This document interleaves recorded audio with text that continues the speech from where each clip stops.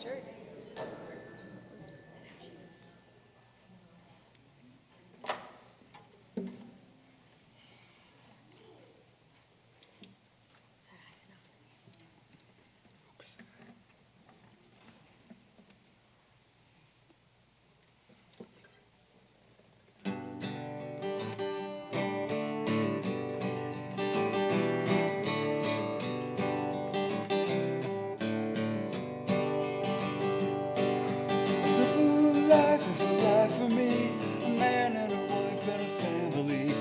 Stars up above that know I'm trying to live a simple life in a difficult time. I used to sit around fussing on the phone all day, winding up alone, and it made me say, never again will I be that way, never again will I be that way.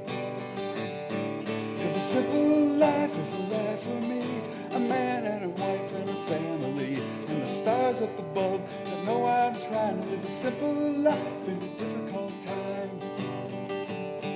Well, I head on home when the work gets done, but the old rat race has never been won. I sit back and I watch them run. I sit on back and I watch them run.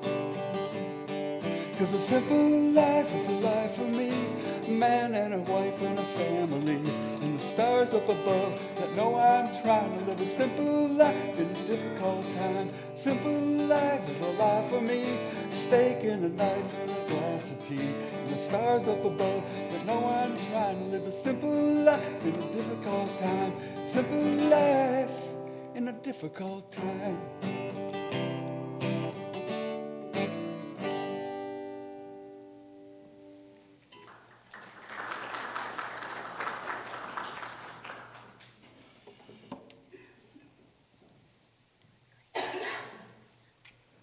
Good morning, Birmingham Unitarian Church. Good morning. Welcome to all, whether you're visiting us for the first time or have been here many times before. Whether you're joining us here in the sanctuary, remotely via Zoom, or watching this recording later, it's good to connect with you. Today, children will be with us in the sanctuary to hear a story before heading to their activities of the morning. The family room, just to the left at the back of the sanctuary, with audio of the service piped in, is available for parents and children. Care is also available in the nursery on the lower level for infants and children through age 5. By greeting our virtual neighbors, we build a bridge between online and in-person participants. First, we'll project on our screen the image of folks who are currently on Zoom, and if you're comfortable doing so, please turn on your cameras and give us a wave.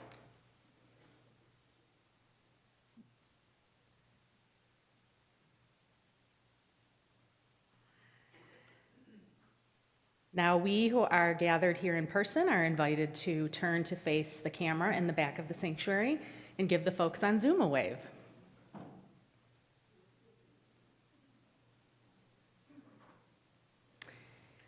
If you're with us in person, we invite you to join us after service for coffee and conversation in Hodis Hall, which is located to the left after you exit the sanctuary. Our newcomer table is a place where visitors and newcomers can meet and chat with members of the congregation and with each other.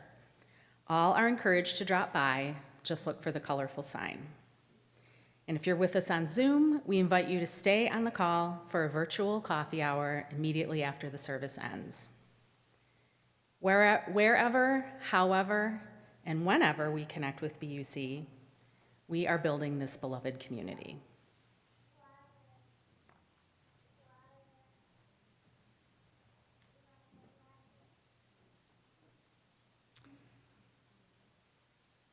As symbol of Unitarian Universalism, we light a candle.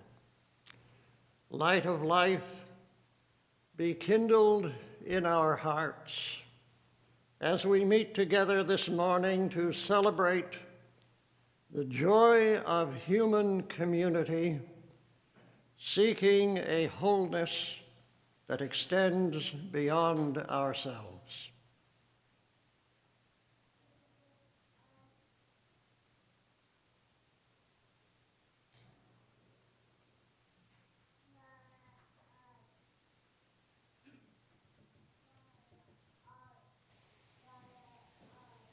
Now please rise in body or in spirit and join in singing, "'Tis a Gift to Be Simple." Number 16, sung through twice.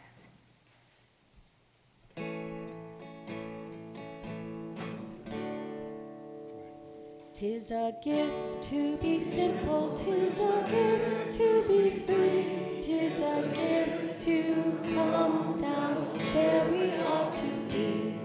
And when we find ourselves in the place just right, 'twill be in the valley of love and delight. And true simplicity is gained, to bow and to bend, we shan't be ashamed. To turn, turn will be our delight, till by turning, turning we come round right. 'Tis a gift to be simple, 'tis a gift to be free, 'tis a gift to come down where we ought to be. And when we find ourselves in the place just right, 'twill be in the valley of love and delight. When true simplicity is gained, to bow and to bend, we shan't be ashamed. To turn, turn will be our delight, till by turning, turning we come round right.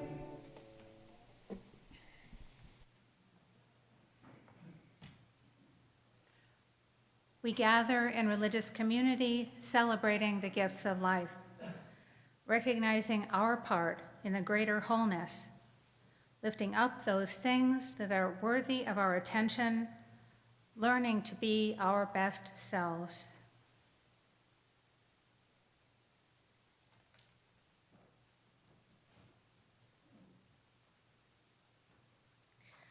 Our story for today is called Just Enough and Not Too Much. Simon the fiddler had a cozy little house and everything he needed.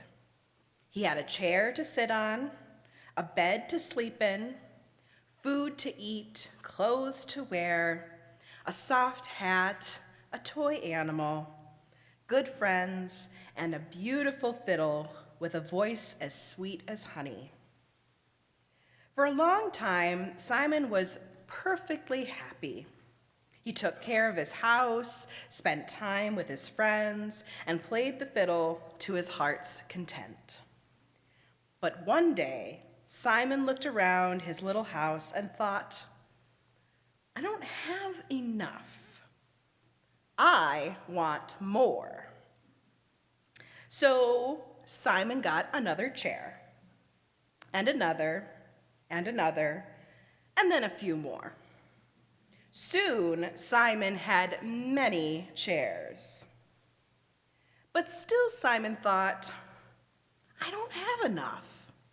So he got another hat, and another, and another, and then a few more. Soon, Simon had many hats. But still, Simon thought, I don't have enough. So he got another toy animal, and another, and another, and a few more. Soon, Simon had many toy animals, and for a while, he enjoyed having more.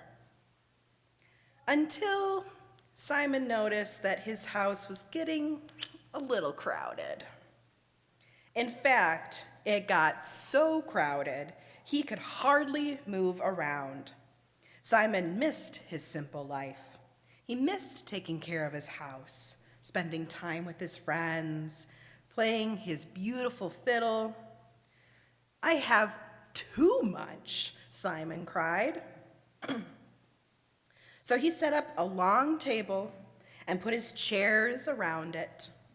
Then he put a hat and a toy animal at each chair.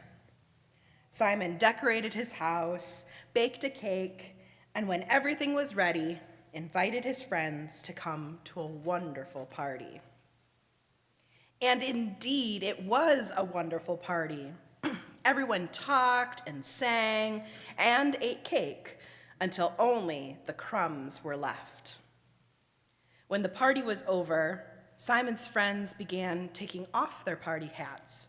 But Simon stopped them. "Please," he said, "take the hats that are on your heads. Keep the animals in your arms. Take them home with you. And take the chairs, too. I don't want to have more anymore." "Well, thank you," everyone said.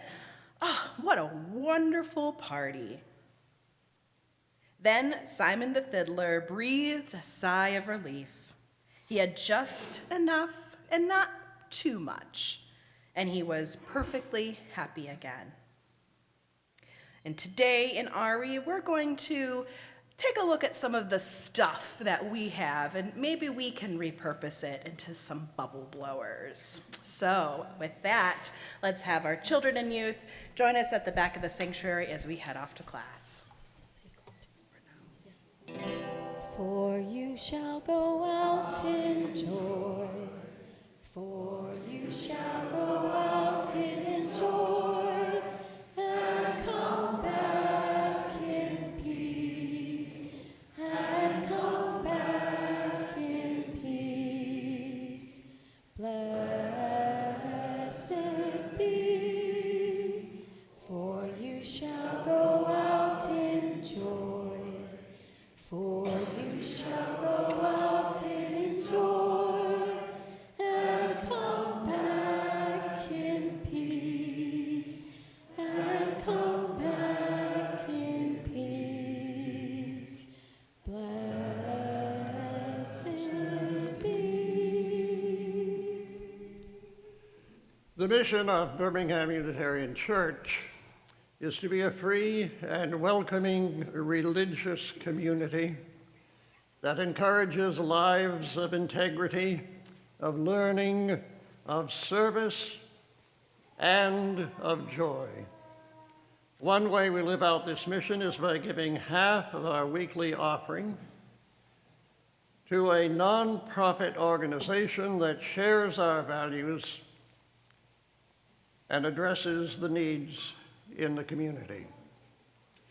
The recipient of our shared offering now through August 24 is HEAL, H-E-A-L, HEAL Palestine, a non-political, non-profit organization founded in January of 2024 in response to the unimaginable devastation in Gaza, where thousands of lives were lost in a very short period, impacting generations for decades to come.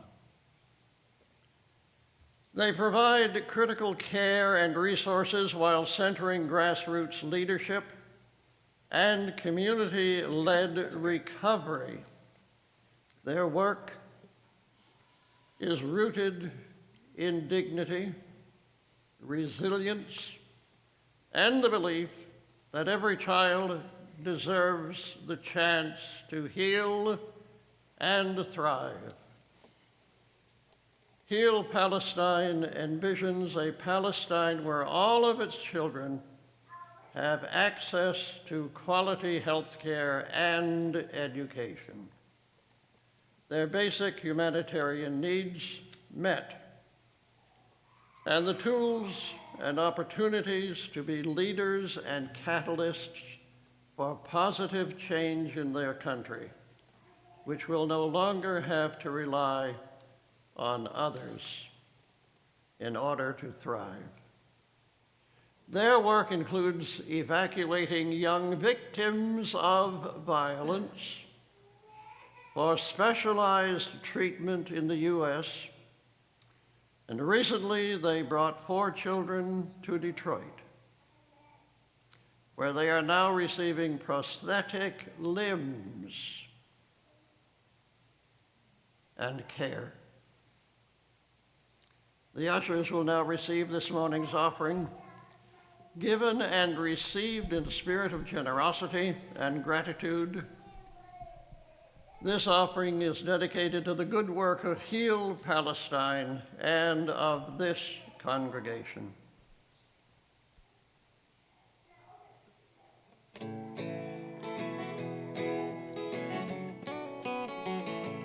If I had $1 million, If I had $1 million, well, I'd give it to BUC. Mike, that's for the fundraiser. Oh, sorry.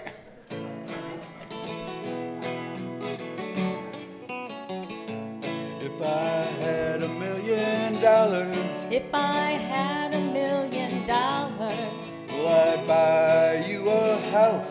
I would buy you a house. And if I had $1 million, If I had $1 million, I'd buy you furniture for your house. maybe a nice Chesterfield or an ottoman. And if I had $1 million, If I had $1 million, well, I'd buy you a K car. a nice Reliant automobile. If I had $1 million, I'd buy your love.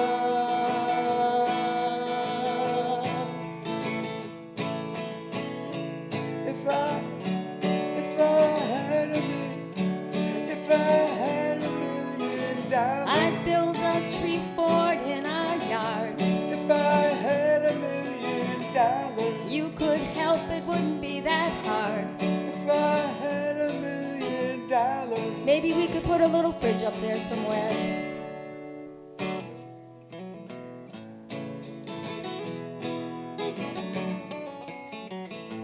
if I had $1 million, If I had $1 million, well, I'd buy you a fur coat. but not a real fur coat, that's cool. And if I had $1 million, If I had $1 million, well, I'd buy you an exotic pet. yep, a llama or an emu. If I had $1 million, We wouldn't have to walk to the store. if I had $1 million, Now we take a limousine 'cause it costs more. if I had $1 million, We wouldn't have to eat Kraft dinner. but we would eat Kraft dinner. Of course we would, we'd just eat more.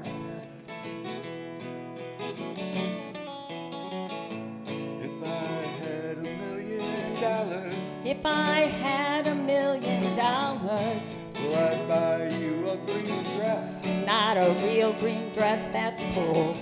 And if I had $1 million, If I had $1 million, well, I'd buy you some art. a Picasso or a Garfunkel.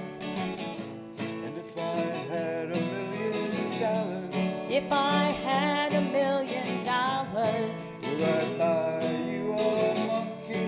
haven't you always wanted a monkey? If I had $1 million, if I had $1 million, If I had $1 million, if I had $1 million, if I had $1 million, if I had $1 million,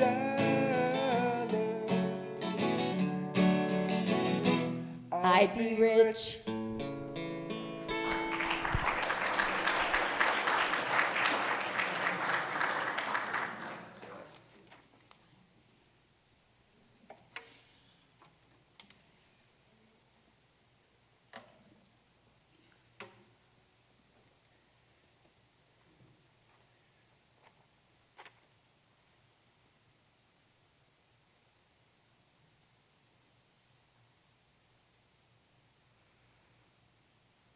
This meditation is by Unitarian Universalist Humanist Minister Kendall Gibbons.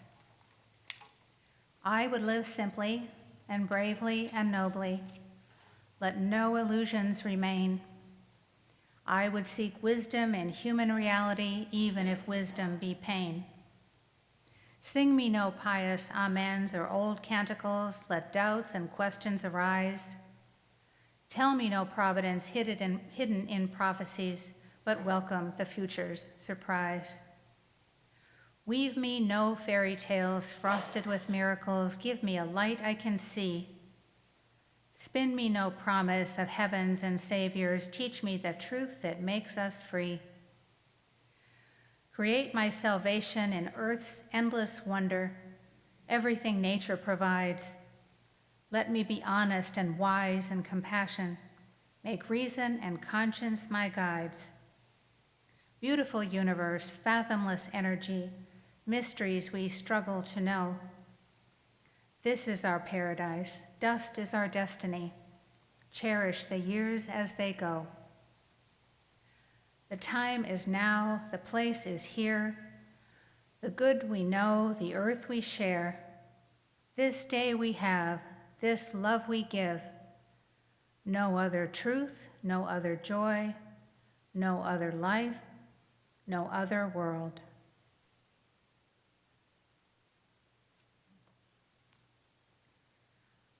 We hold each other in our hearts and minds with all our joys and all our sorrows. The joys and sorrows of the congregation that are shared with us this morning are these.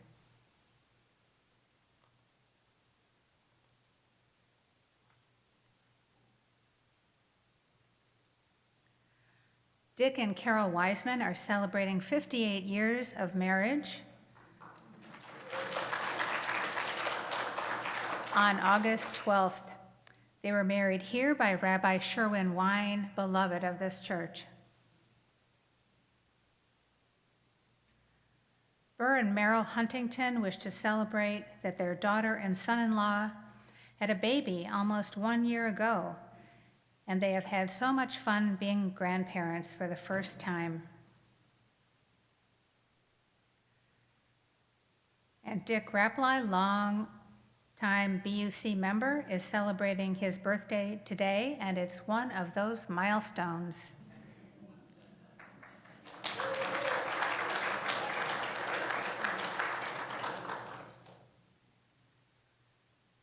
We remember those experiencing losses and those facing health challenges. We pray in whatever way we pray for all those affected by war, by hatred and violence. We pray for peace. The cares of the world are many. Even when the cares of the world weigh on us, may we find joy in our connections with each other and in the pleasures that life holds. Let us take care of one another and ourselves in all the ways we can. Let us make this a safe and welcoming place for all. As we hold each other in our hearts and minds with all our joys and all our sorrows, whether spoken or unspoken, let's take a moment to be quiet together.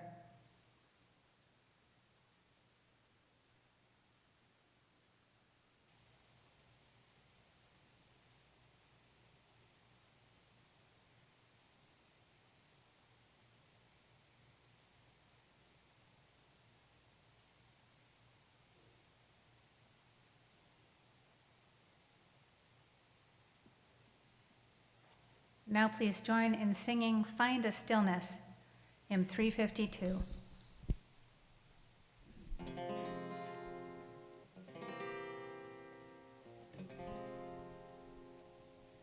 Find a stillness, hold a stillness, let the stillness carry me.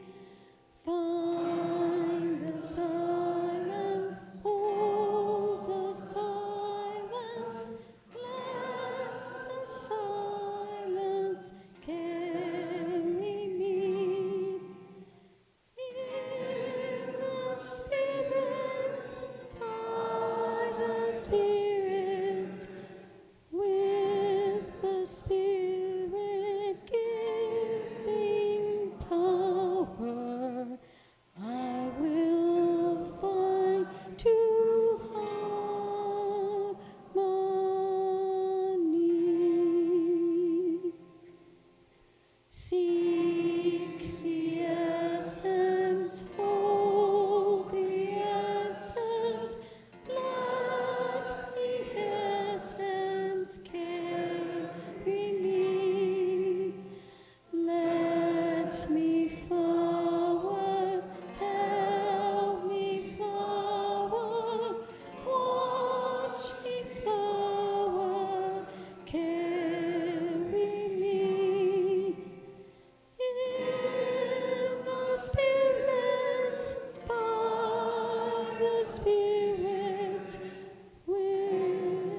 Spirit giving power, I will find true harmony.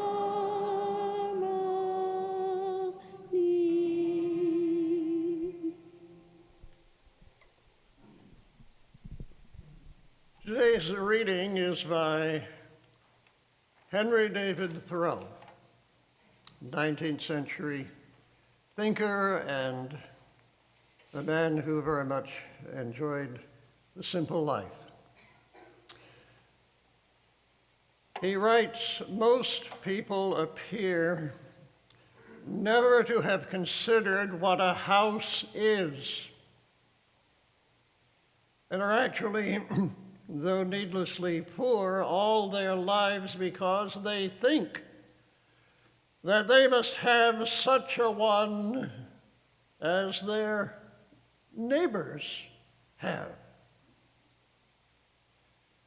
It is possible to invent a house still more convenient and luxurious. Well, excuse me. We'll take that sentence again. It is possible to invent a house still more convenient and luxurious than we have, which yet all would admit that person could not afford to pay for. Shall we always study to obtain more of these things, and not sometimes be content with less? Why, writes Thoreau, why should not our furniture be simple? Well, at present our houses are cluttered and defiled with it, and a good housekeeper would sweep out the greater part into the dust hole and not leave the morning's work undone. I had 3 pieces of limestone on my desk, but I was terrified to find that they required to be dusted daily. When the furniture in my mind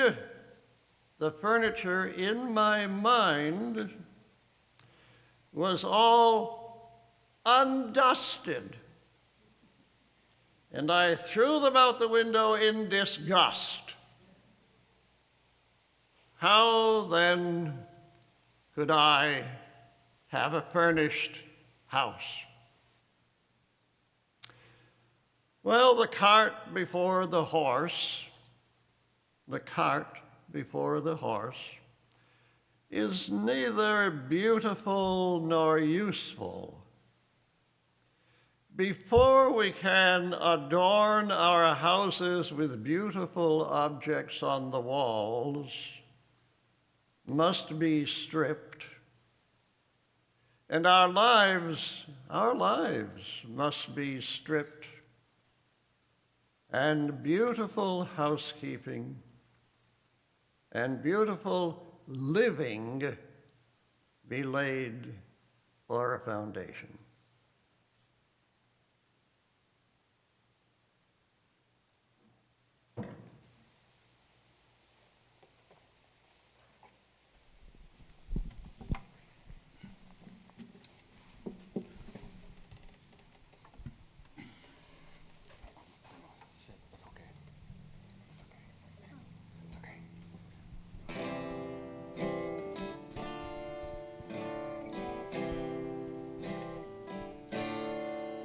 I see trees of green, red roses too.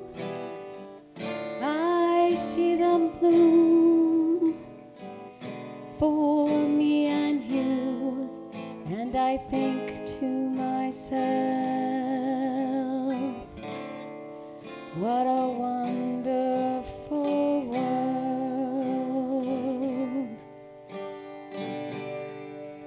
see skies of blue and clouds of white, the bright, blessed days, the dark, sacred nights, and I think to myself, what a wonderful world.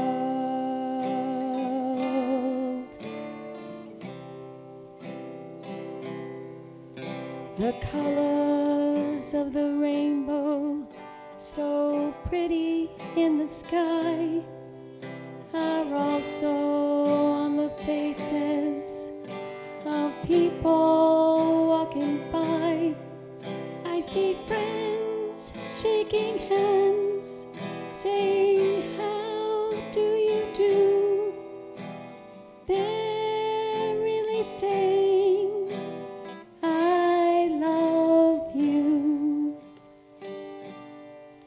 I hear babies cry, I watch them grow. They'll learn much more than I'll ever know. And I think to myself, what a wonderful world.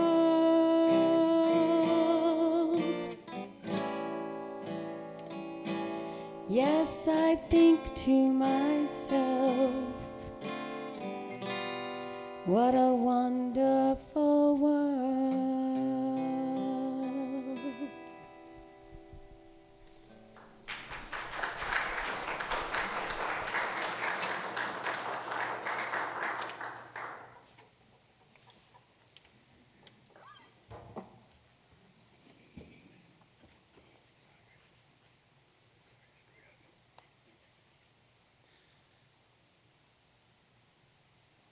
Stuff is not just stuff.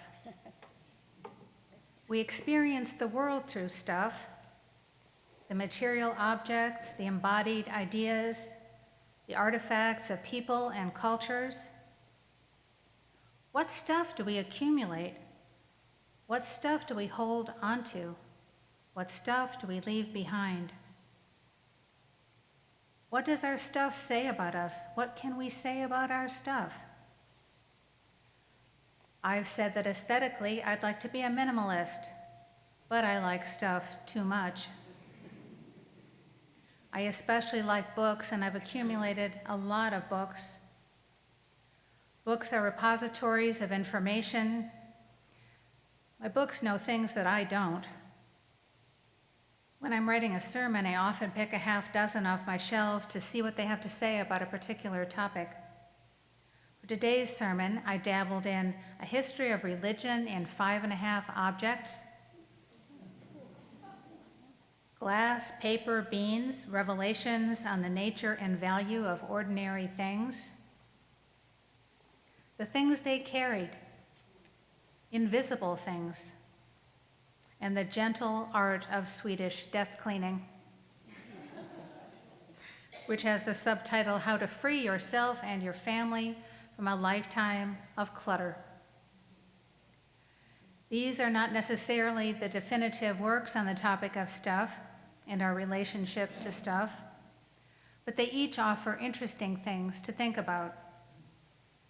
Today, I'm offering random musings about stuff, perhaps more personal and less theoretical than my sermons sometimes are.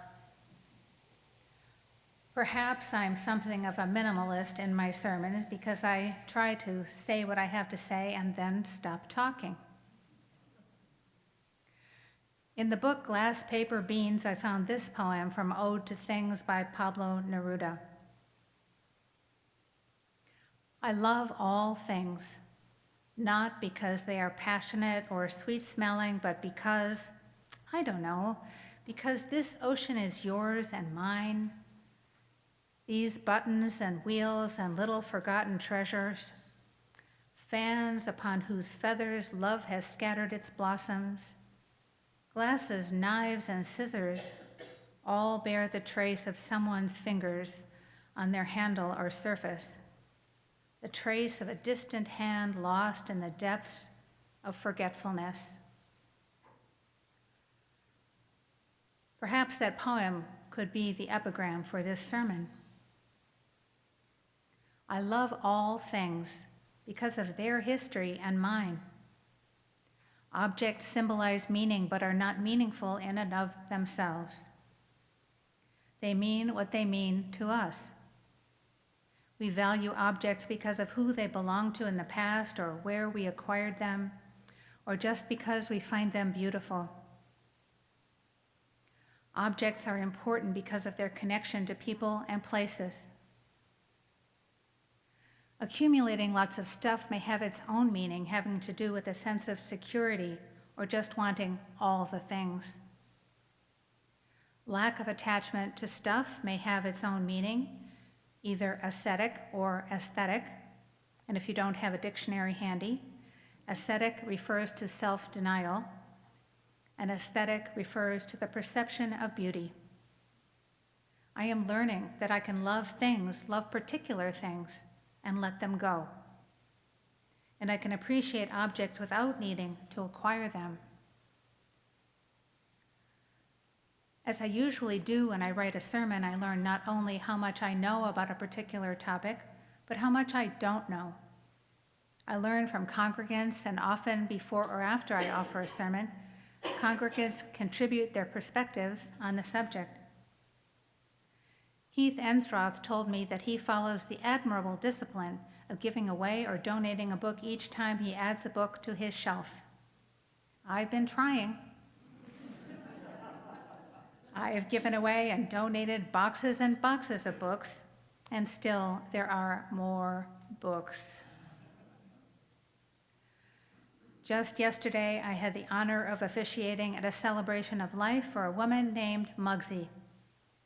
She was an artist and a librarian by nature and by profession, and over her long lifetime, she had created many beautiful objects and documented their creation.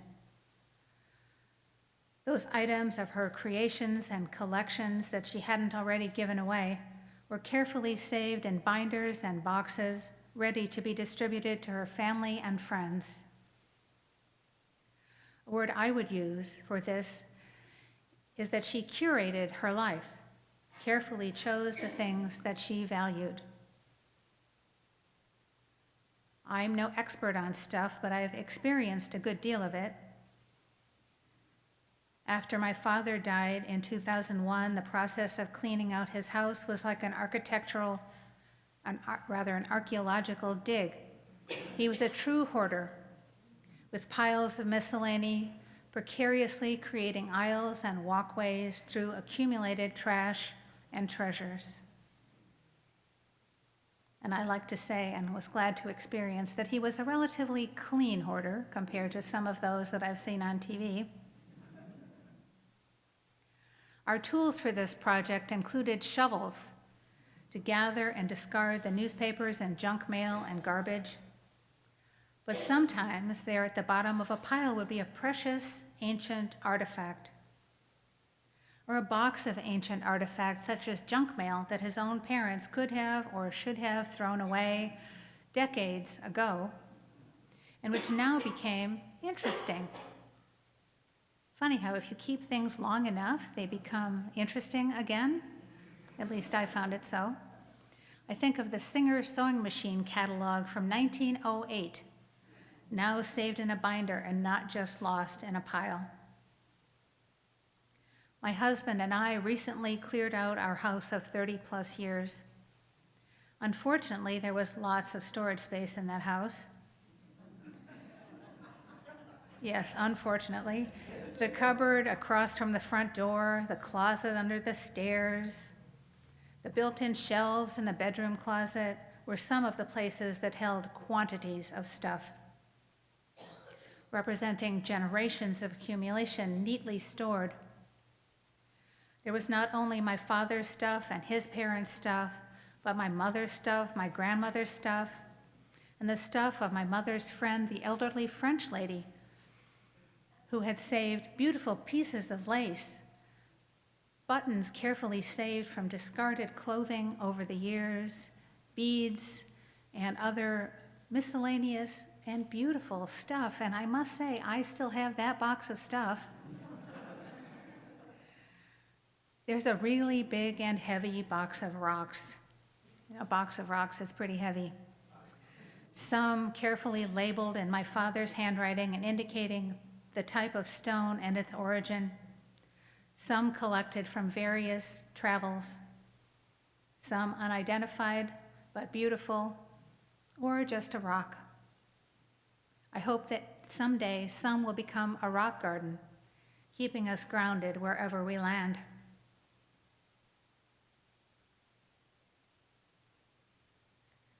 We tried to follow a guideline for things to keep, represented by a Venn diagram, and perhaps we have a picture of that Venn diagram?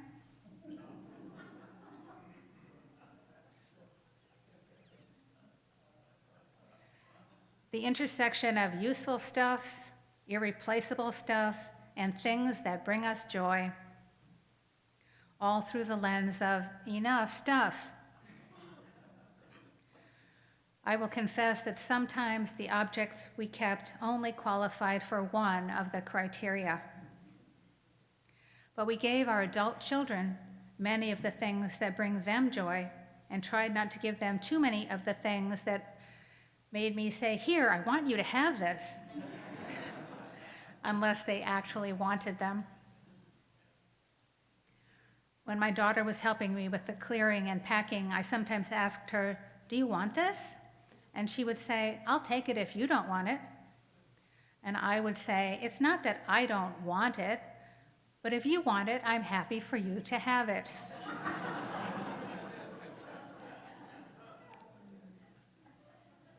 And she actually seemed to want quite a bit of that stuff. I'm looking forward to being reunited with my remaining stuff, now carefully stashed away in boxes in a storage locker in suburban Chicago. Being reunited when we buy our next house. I'm sure there are more things in there that can and should be given away or donated. But mostly, I'm excited about curating the memorabilia, the family history, and the photographs. I'm excited about curating my stuff and curating my life to focus on the most important things. If our stuff is a metaphor for all embodied things, perhaps a fitting conclusion to this sermon, which seems to have become a meta-sermon, that is, a sermon about a sermon, is this line from Mary Oliver.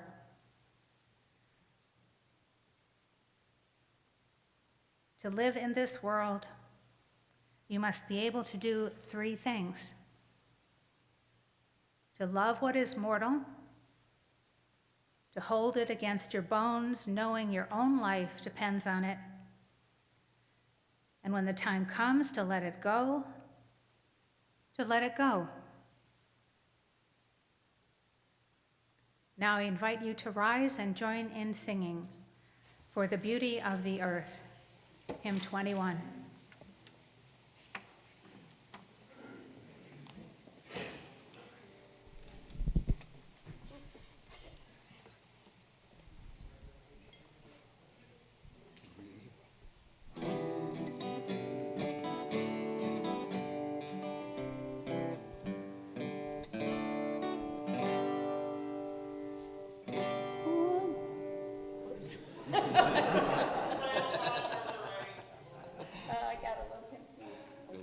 Wait, let me start again.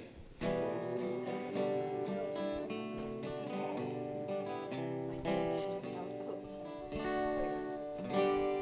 ahead.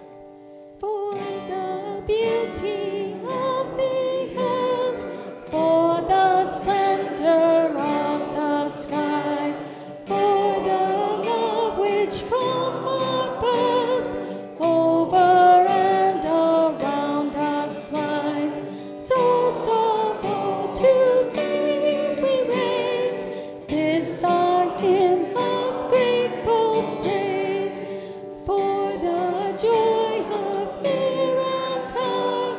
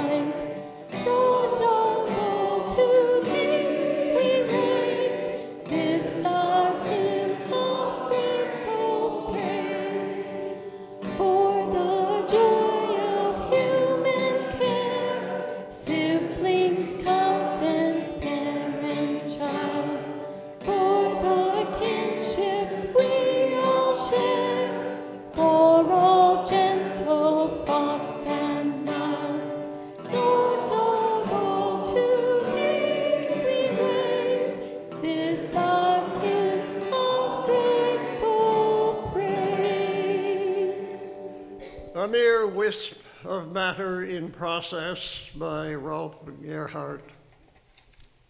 We extinguish this flame, a mere wisp of matter in process, almost as insubstantial as the thought of it.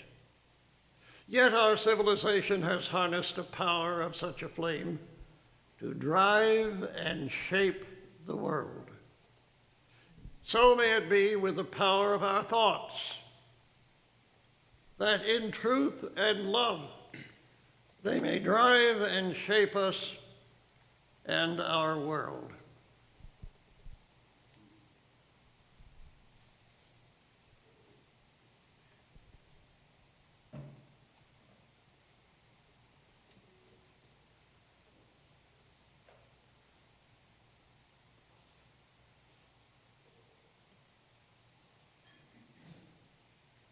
May we live our lives fully and creatively so that we may be a blessing to ourselves, to each other, and to all those whose lives we touch. Please remain seated for a moment of maybe not contemplation, but maybe. I'm not sure this particular song fits that mood, but we'll see.